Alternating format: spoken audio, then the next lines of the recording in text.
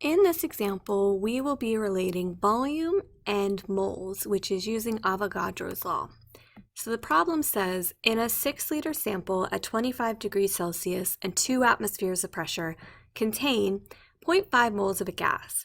If an additional 0.25 moles of gas is added, what is the final total volume of the gas? So we see a lot more variables here. First thing we notice is that we have a volume, we have a temperature, and we have a pressure.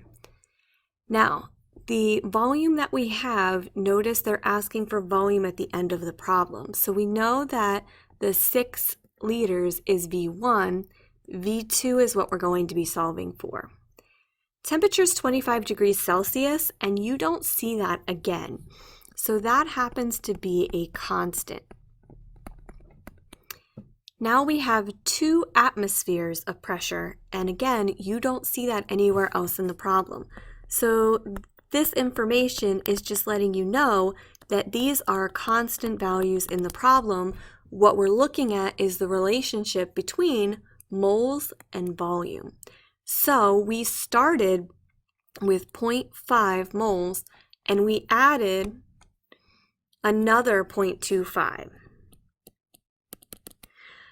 All right, so the way that we relate volume and the number of moles is V1 over N1 equals V2 over N2. V1 is our initial volume, which is 6 liters. N1 is our initial number of moles, which is 0.5.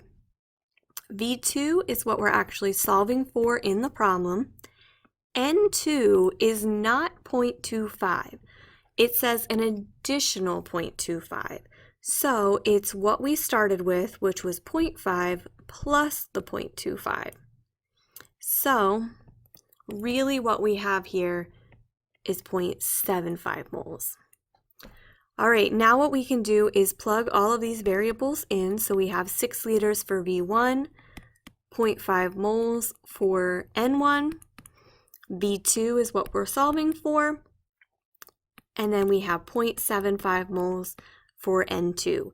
So we can cross multiply to find out what our value is for V2, meaning we're going to take 6 liters times 0.75 moles divided by 0.5 moles. Our answer here will be in terms of liters, and what I end up with is 9 liters. That's my final answer.